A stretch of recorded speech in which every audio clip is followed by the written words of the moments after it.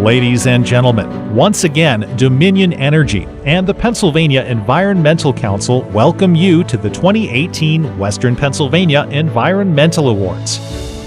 This year, we honor 5 outstanding organizations from throughout Western Pennsylvania that have demonstrated a commitment to environmental excellence and stewardship.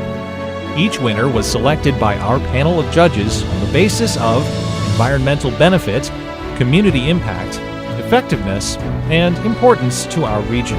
And each organization will receive a $5,000 cash award. And now, let's meet the winners of the 2018 Western Pennsylvania Environmental Awards.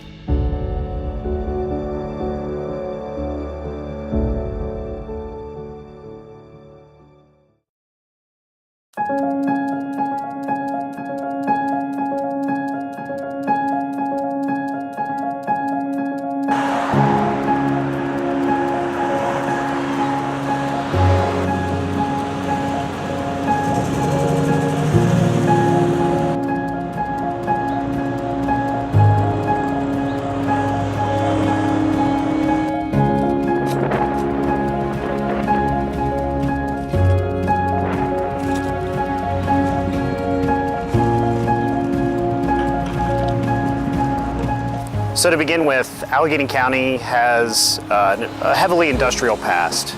So we have steel mills, smelters, and all kinds of facilities that, especially in times when there wasn't quite so much environmental regulation, were sort of unregulated in terms of how they spewed out contaminants into the environment.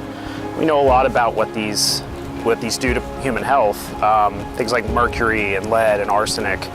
And a lot of times what happens is these contaminants, whether they're coming from an industrial source in the air and falling down to the earth, or flaking off the side of a house with lead paint, or coming out of a car's exhaust pipe when we had leaded gasoline, they were settling. And in general, they settle and stay in the soil. So urban soils in particular, because of the dense population and all the activity going on, are typically ripe with soil health issues. So the soil is not particularly healthy and is often full of things that could be harmful to human health or just environmental health in general. So we're in Homewood here in the city of Pittsburgh. Homewood is a historically black community and remains so today. It also is technically a USDA food desert, which means there's not a lot of fresh food options here in the neighborhood for people. One of the things that happened to this community especially when the steel mills started closing back in the 70s and 80s, is they lost a lot of population. So what you're looking at behind me is one of hundreds of vacant lots that are in this neighborhood where houses once stood, and now you have essentially publicly owned land that often has a number of issues associated with it because of how the demolition was done, because of environmental contaminants from other sources. But these sites are also ideal for members of the community to grow food in.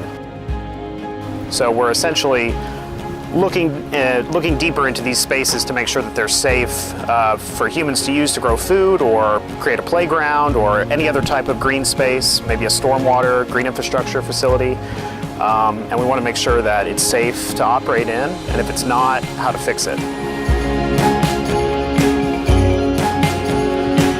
We found a lot of lead, to be honest. So we predominantly work with vacant lots. We have a separate program for testing soils that people bring us from their homes, but when we go out and do testing, it tends to be on lots like this. And I would say that our average find is that lead values on these lots exceeds the federal safe limit for children, which is about 400 parts per million for bare soil. And often, we see sites that exceed that limit for adults, which is about 1,200 parts per million. So we're finding a lot of lead, a lot of arsenic, and sometimes other things like cadmium and chromium that you find in the industrial world. In order to do what we're doing out here, you either have to have some very expensive equipment or a lot of money to pay a laboratory to come in and do the testing for you. The testing just on this space behind me would probably run, if you collected all the samples yourself and did it as a homeowner or a small community group, probably run you between $2,000 and $10,000. So the fact that we can do that for free allows us to find stuff that would otherwise go unnoticed.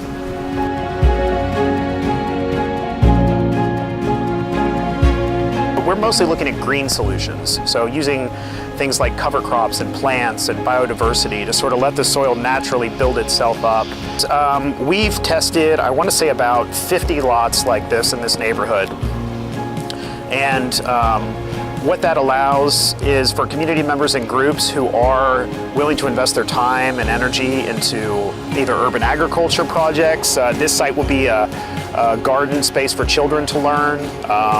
Other sites are being used by Homewood Children's Village and Operation Better Block for growing spaces and educational spaces, and we're really allowing them to put their resources to use in the best location for it. So if a site is beyond their ability to clean up, we can help them find a site that is good and then focus our resources on cleaning up those highly contaminated lots.